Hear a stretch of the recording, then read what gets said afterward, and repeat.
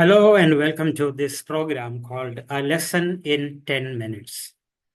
In this series, we'll be looking at CBSE's Class 12 English lessons one by one in 10 minutes. Today, I am going to present A Thing of Beauty by John Keats. Let me share the screen.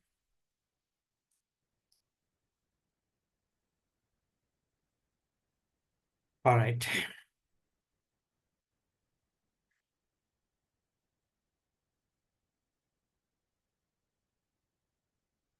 A Thing of Beauty by John Keats. We are going to study that poem in 10 minutes time. Pay attention with full concentration. The main idea of the poem. A thing of beauty is a constant source of joy.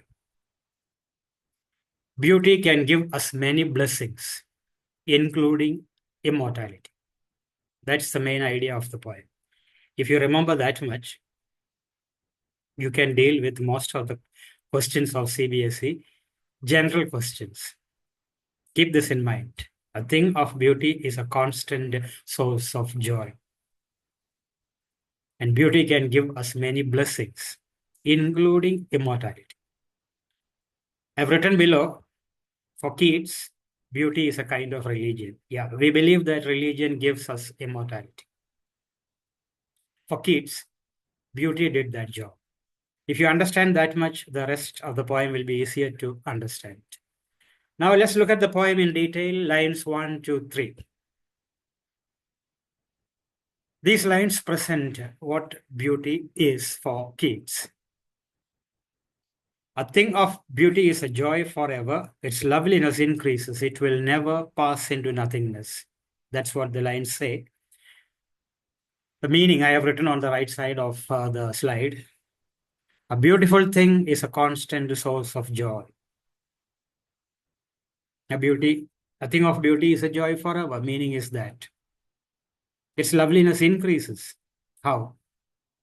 Because the beauty will continue to live in our imagination forever. The actual rose flower may wither and die, but the beauty of that rose flower can go on living in our imagination forever. Now, lines 4 to 5. What are the gifts of beauty? What are the blessings of beauty? Beauty keeps a bower quiet for us. Now, what's a bower? A special place in nature. A bower is a special place in nature. Beauty keeps a special place for us in nature. It gives us sleep and sweet dreams. It gives us good health, peaceful breathing. This is what Keats tells us, okay? I already mentioned to you that for Keats, beauty is a kind of religion.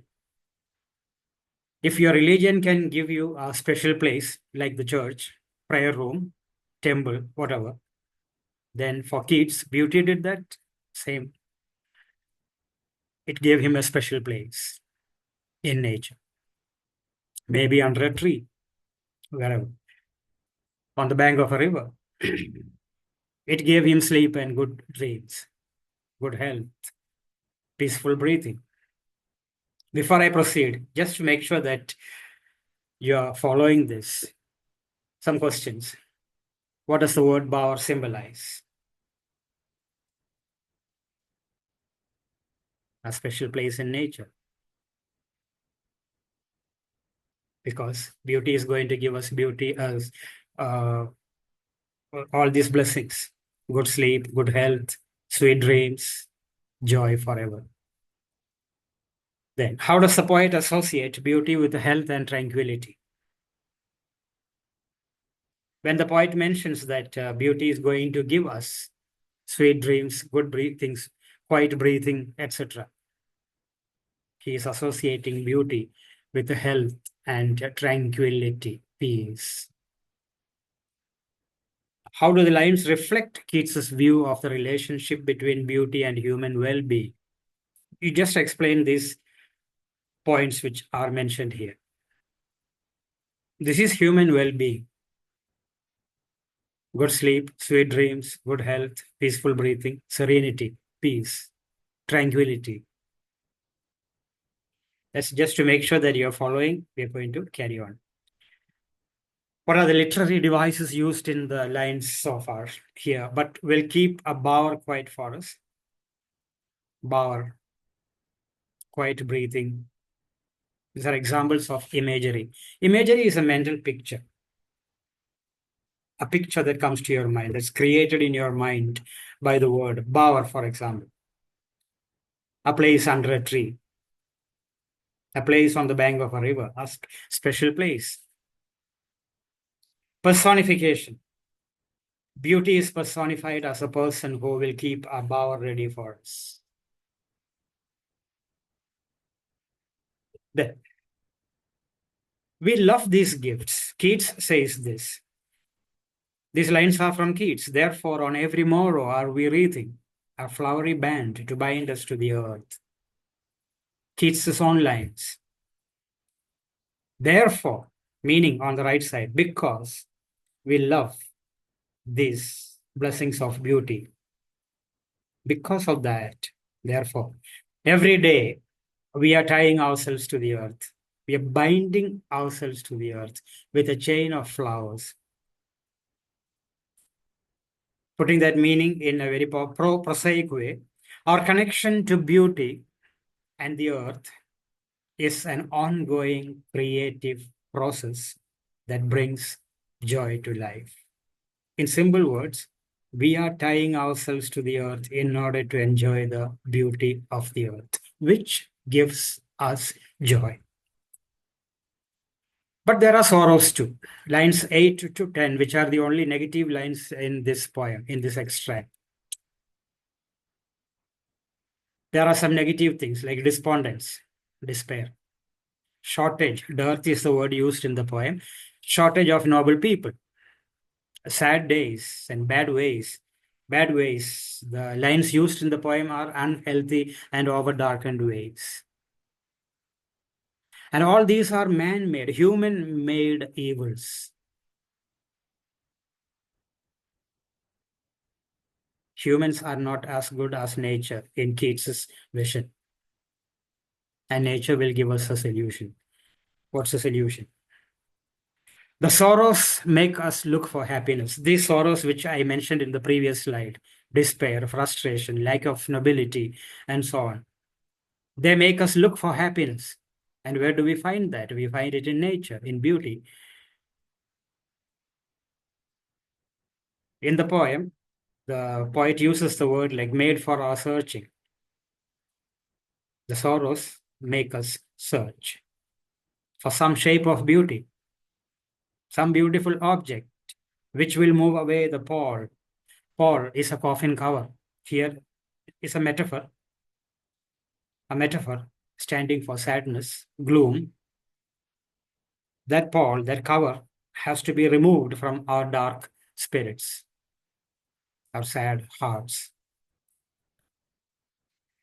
Then, what are these beautiful things? Keats gives us a list of beautiful things in the next part of the poem. I am just summarizing it here because that part is very easy. It's a list. There's nothing to explain. Some things are mentioned, like the sun, the moon, the trees, sheep, streams, flowers, like daffodils, musk roses, etc. Plus, there are some human-made beauty too. Nature's beauty and human-made beauty. What are the human-made beauties? One, literature. All lovely tales. That's a phrase used by Keats.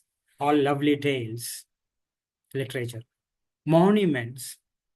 Grandeur of the dooms we have imagined for the mighty dead. That's a phrase in the poem. Grandeur, glory, glory of the dooms, deaths we have imagined for the mighty dead, heroic people. Mighty dead is also a poetic device, oxymoron, mighty and dead. Opposite ideas, oxymoron. So these are the beautiful things, man-made as well as nature given. All these beautiful things together become an endless fountain of immortal drink. That's how the extract ends. Now, what is this endless fountain of immortal drink? It's nature's beauty plus human-made beauty. And the poet says that this beauty has a heavenly touch. It's divine. It comes from the brink of heaven. Brink, edge. Heaven ends where the earth begins. Look at the horizon. The sky touches the earth. Heaven touches the earth. Beauty is heavenly, but it belongs to the earth. That's the idea with which the poet concludes. I am going to conclude this class. It's supposed to be a 10-minute class, and this is a summary of what we have studied so far. Just 4 points. One, a beautiful thing is a constant source of joy. Two, beauty gives us many blessings. Three, many of the blessings are given by nature and some are human made. Finally, beauty is an endless fountain. That's all. We come to the end of the lesson. Thank you.